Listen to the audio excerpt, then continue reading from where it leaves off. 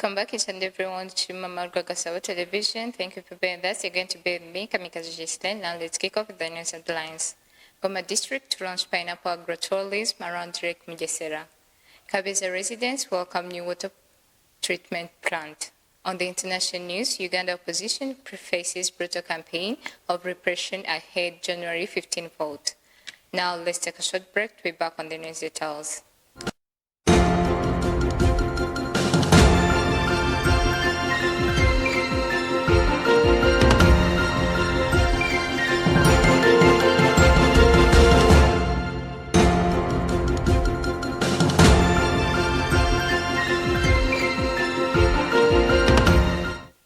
Welcome back. This is News in Rwanda. Goma District is preparing to introduce pineapple agrotourism as one of Thousand Hills products, expand its operation to include tourism activities around Lake Mugesera.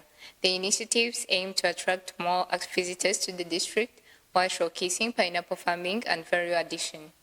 The company currently grows pineapples on 10 hectares and processes about 20 tons each month for export. It also dries other fruits such as papayas and mangoes. This processing facility has supported farmers in Mugesera, Sache, and Zaza sectors by providing a nearby market and encouraging increased production.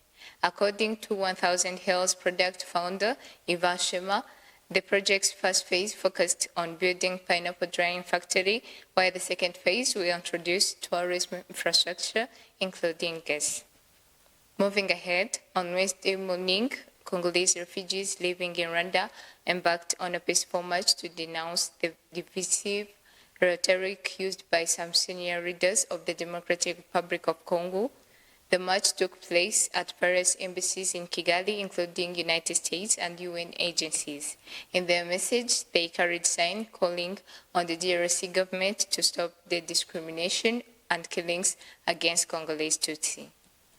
Turning to the next story, residents of Kabeza village in Munini-Sel, Gwimbago sector, Gasibo district have welcomed the construction of a new water treatment plant expected to ease chronic water shortages.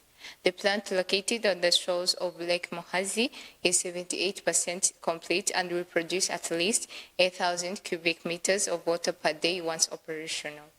For years, residents relied on contaminated swamp water after area pipelines failed to deliver sufficient supply. Locals say the lack of clean water has caused serious health problems, especially among children. Community members believe that the new plant will significantly reduce waterborne diseases and improve living conditions. District officials confirmed that previous supply was irregular due to low pressure despite existing pipelines. Authorities say the Murambi water plant is the most sustainable solution and will also serve neighboring sectors. The project aligns with Rwanda's goals of universal access to clean water by 2029 under the NST2 development strategy. Now let's take a short break to be back on the international news.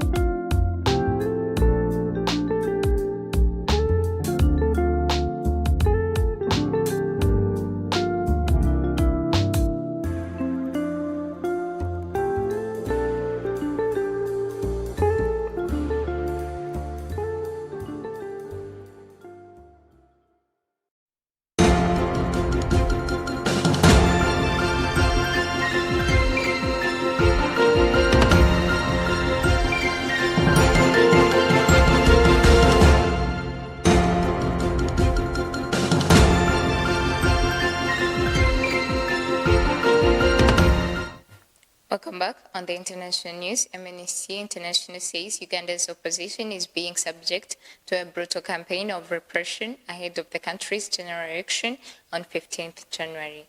Sandra Tumukunde has gone through this story. Let's start with international news in Africa. The Ugandan presidential candidate known as Bobi Wine wears a flak jacket and helmet while campaigning to protect himself from gunfire, but the Safet Jia offers no protection from the stinging crowds of tear gas that often floor him on the campaign trail. Wine is challenging President Yoweri Museveni, who has led Uganda since 1986 by repeatedly rewriting the rules to stay in power. Terms and age limits have been scrapped, revivals jailed, old sideline and state security forces are a constant presence at position lies at Museveni seek a seventh term in election on January 50th. Wine, a musician turned politician whose real name is Kyagulanyi Ssentamu, faced similar setbacks in 2021 when he first ran for president. He was often laughed at by the police clothes ripped from his body and dozens of his supporters were jailed. In a recent interview with the Associated Press, he charged that this time the military has largely taken over the election and that at least 3 of his supporters have been killed in various campaign events. Wine also pointed out what he described as immunity that prevent him to use public roads on his campaign, and also complained about being handed by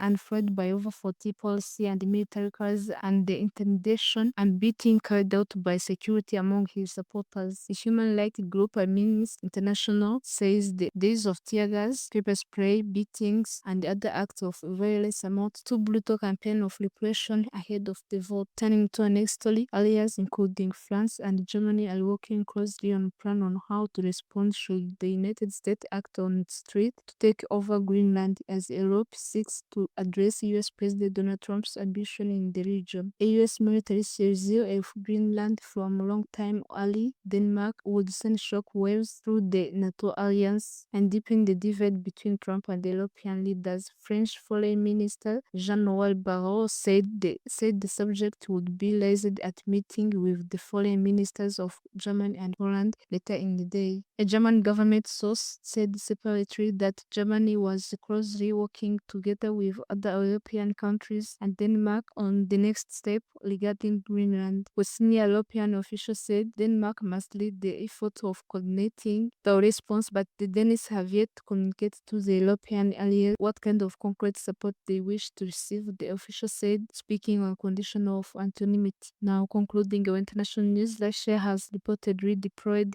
a submarine and the other vessel to escort an oil tanker, which is also being pursued by the US forces across the Atlantic. The ship, currently between Iceland and the British Isles, has been accused of breaking US sanctions and shipping Iranian oil. It has historically transported Venezuelan crude oil but is reporting to be empty at the moment. Previously named the Bear One, its name has been changed to Marinera and has also reportedly been reflagged from Guyana to Russia vessel. President Donald Trump said last month that he was ordering a blockade of sanctioned oil tankers entering and leaving Venezuela, a move the government there described as tears. 2 US officials have confirmed to CBS News, the BBC's US media partner, that Russia has sent submarine and other Navy vessels to escort the tanker. The US Coast Guard tried to board it last month in the Caribbean when it was built to be heading toward Venezuela. The Coast Guard has warned to seize the ship over its alleged breaking of sanctions. This is the end of our international news. My name is Alessandra Tumukunde and this is Mama Rwagasabo TV.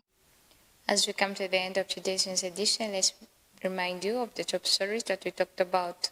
Goma District runs pineapple agrotourism around Lake Mugesera. Kabeza residents welcome new water treatment plant.